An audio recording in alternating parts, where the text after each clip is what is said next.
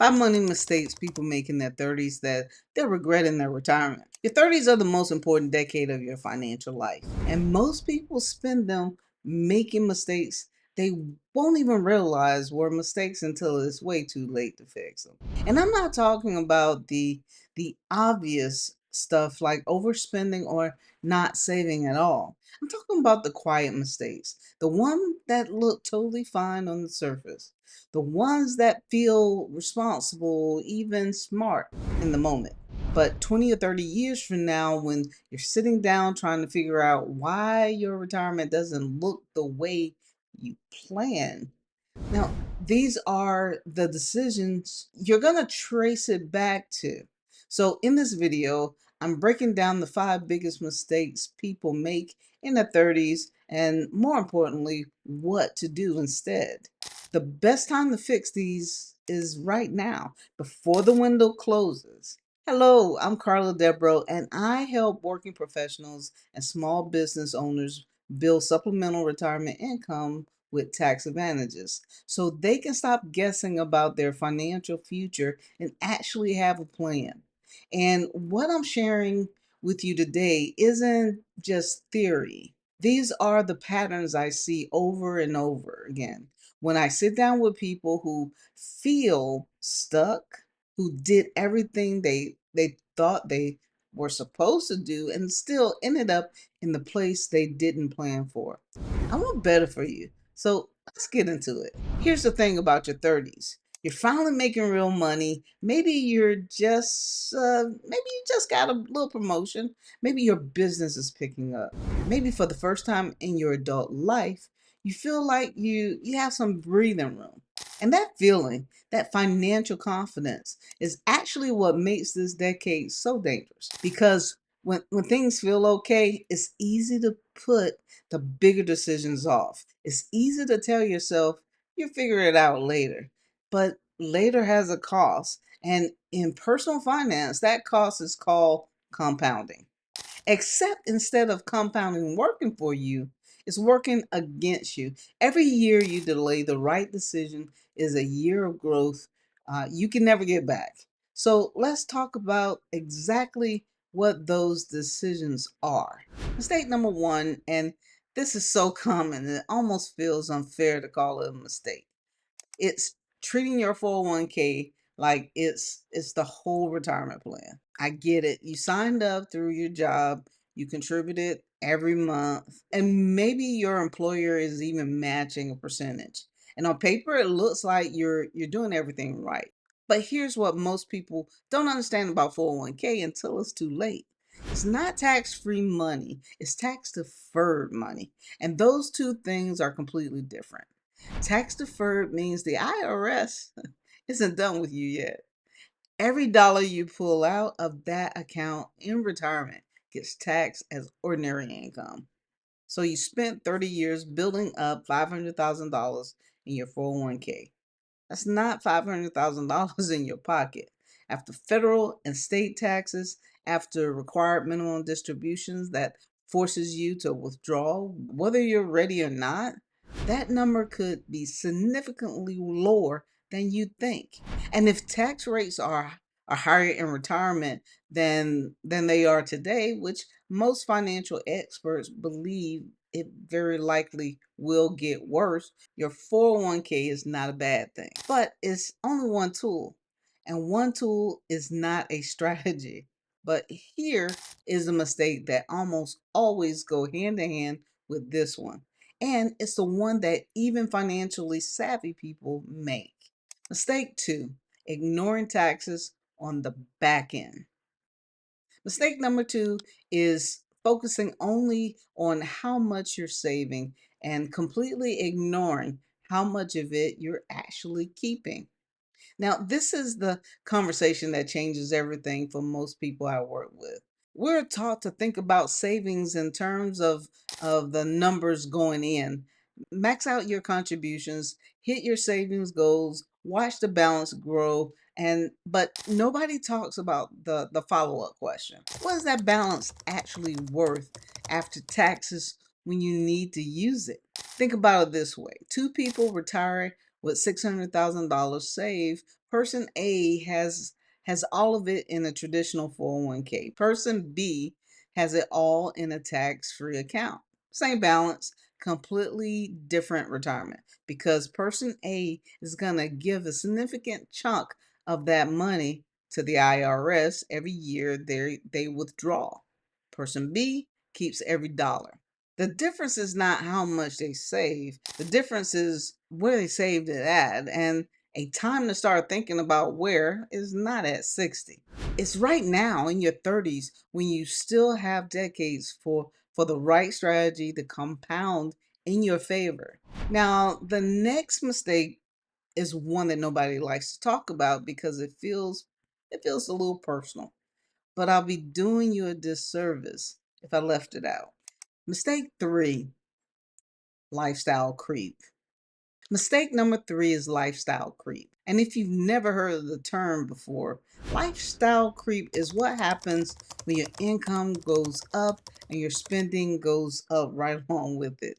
You get a raise and suddenly you need a nicer car.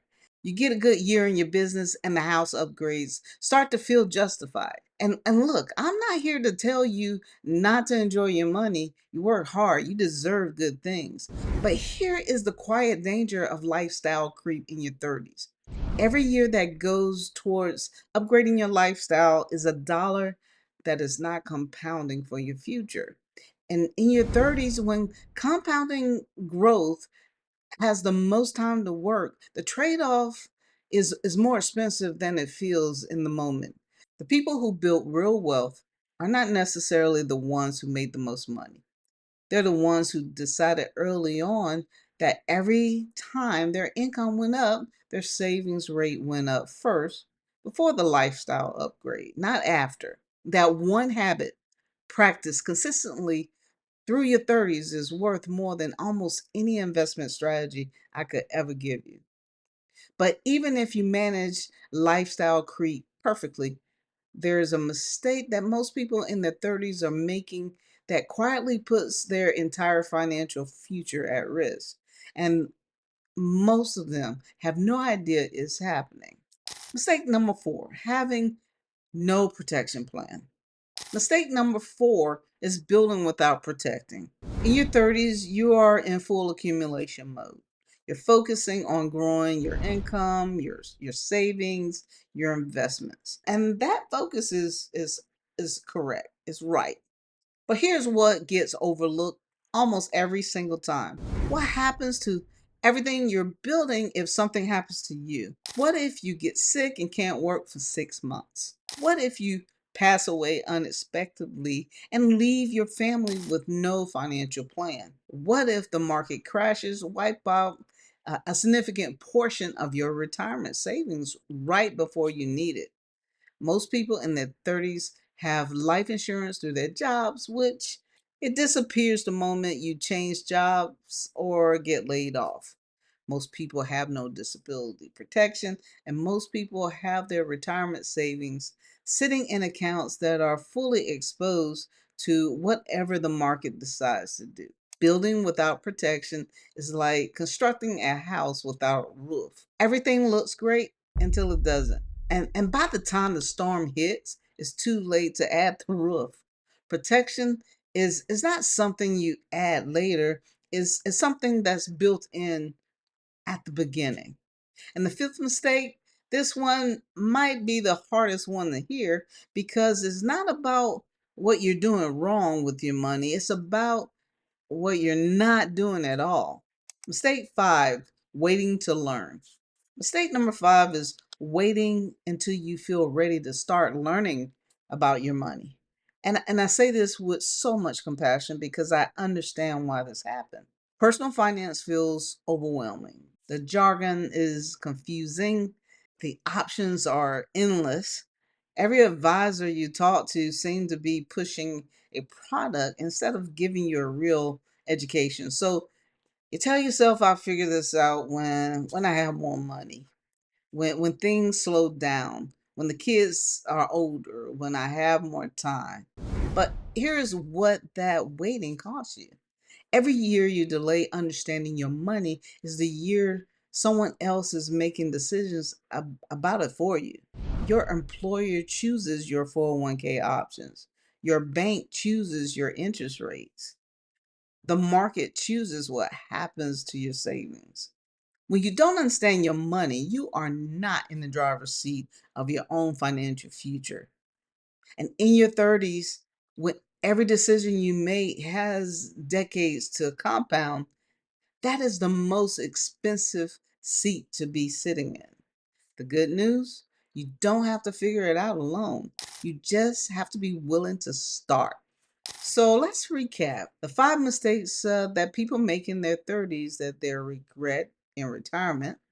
Number one, treating your 401k like it's your whole plan when it's really just one piece. Number two, focusing on how much you're saving and ignoring how much you actually keep after taxes. Number three, letting lifestyle creep quietly consume the money that should be building your future. Number four, building wealth without protecting it.